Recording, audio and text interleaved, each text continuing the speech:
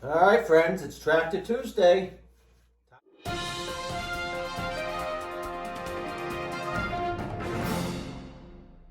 All right, friends, it's Tractor Tuesday again. Gear up, saddle in, let's get into it.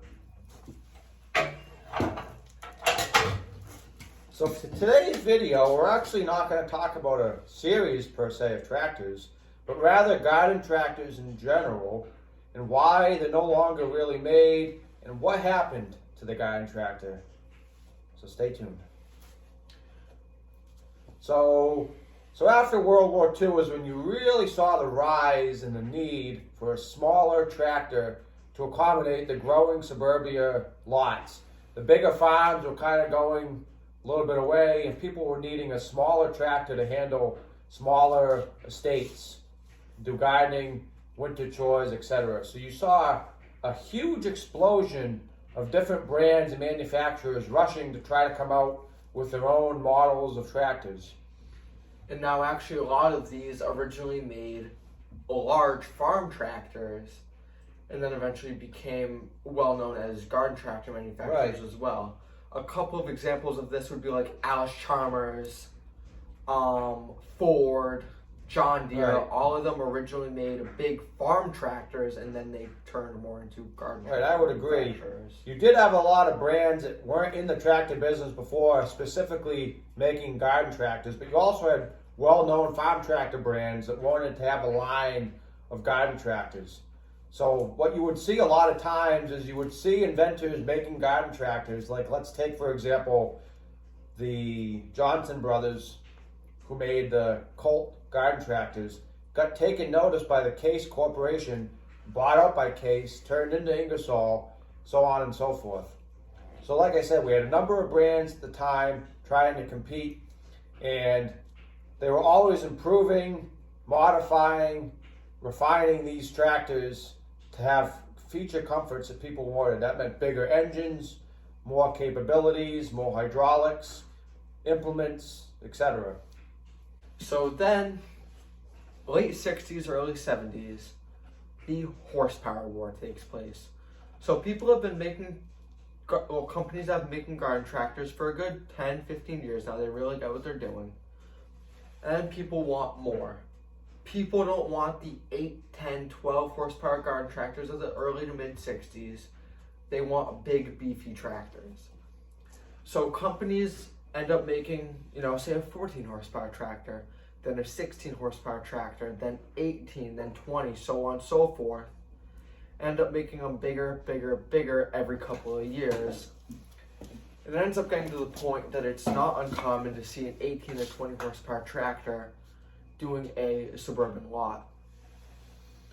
Yeah, I would say if you like garden tractors, that's really the golden era of tractors. Is I would say from the mid 1960s through the mid 1980s. That 20-year or so period is where really the sweet spot for garden tractors, and then it started to decline, which we're going to get into later in the video. But like Brett said, there was a lot of horsepower wars. There was so many brands. There was Cub Cadet, Boland's, Wheel Horse, MTD, Case Ingersoll, Simplicity, Cheers, Allis-Chalmers, John Deere, Power King, There are Wheel Horse. I mean, there was so many brands back then to choose from.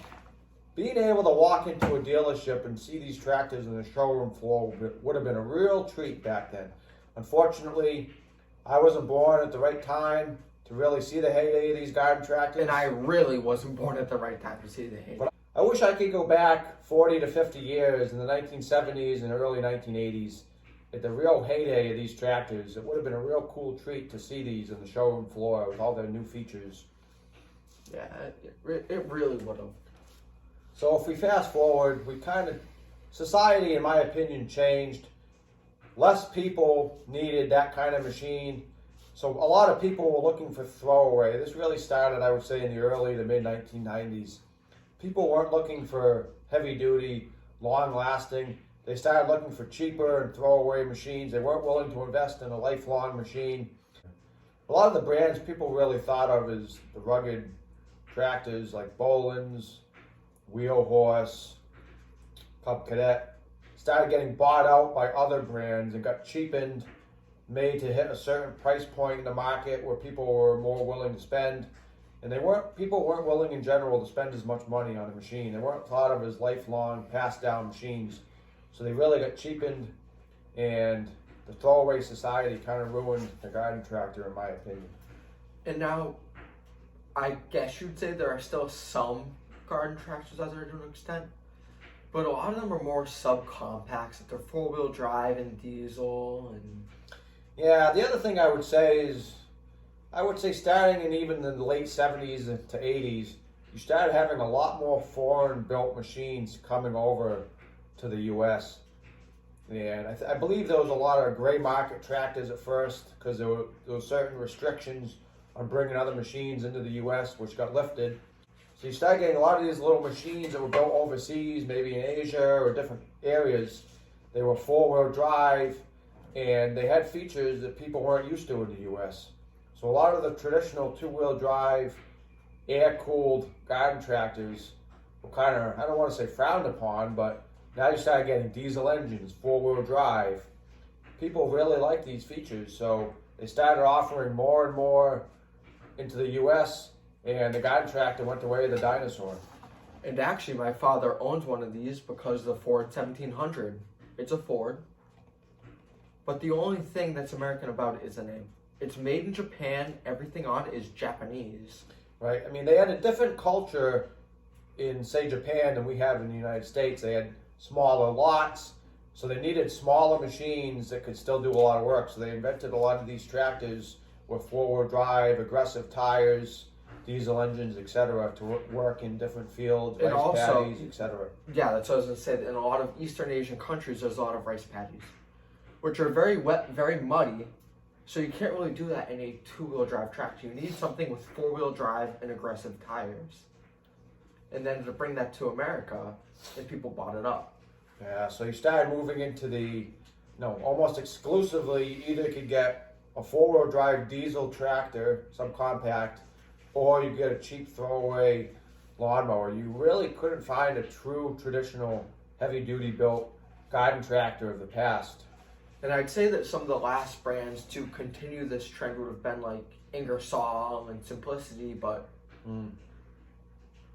Ingersoll has been dead for 12, 13 years, somewhere around there. Yeah, quite a while. I mean, Ingersoll, I would say, was probably the last true garden tractor left. And unfortunately, as we've gone over in the 448 video, the last owner had an unfortunate accident which left him in bad health, and he ended up passing away, and the rest of the company kind of got sold off at that point. But I don't think you're going to see any garden tractor brands turn up anytime soon.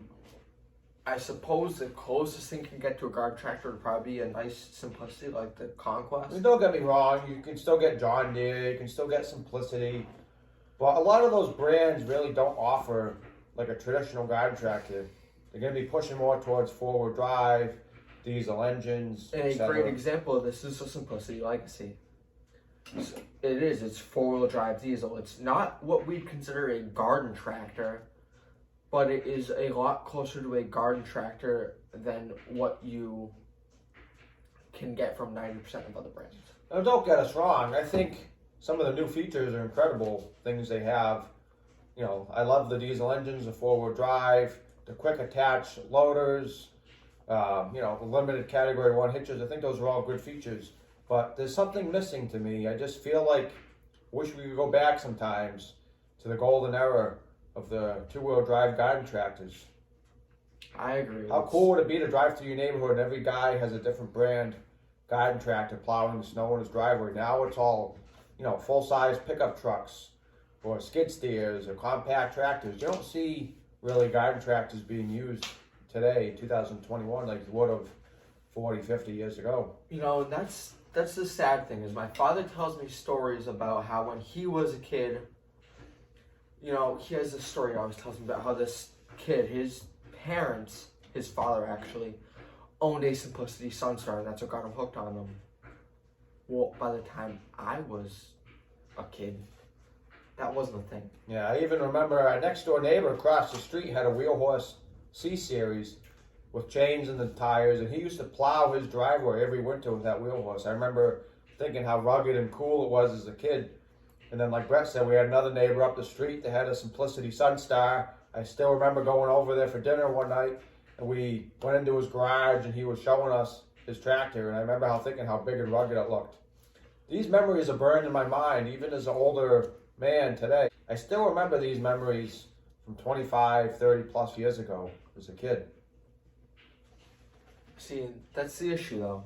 Is my father, they happened when he was a kid, but he has the memories. I really won't get that, and that's sad to think about. And I really didn't get to see the golden memories. I saw the tail end of it. Even when I was a kid, they weren't really nearly as common as they would have been 20 years earlier. So, people in their 50s now remember the golden times, people in their 60s, but people that are younger, just saw the tail end of it, and people Brett's age aren't going to remember any of it. But it's an unfortunate truth. It did happen. Time moves on, things change, but at least we have the classics that we can look back at, talk about, we can reminisce, go over some of the facts, the features, show you some pictures, and we can have some good discussions. So we hope you guys enjoyed today's Tractor Talk Tuesday. See you in the next one.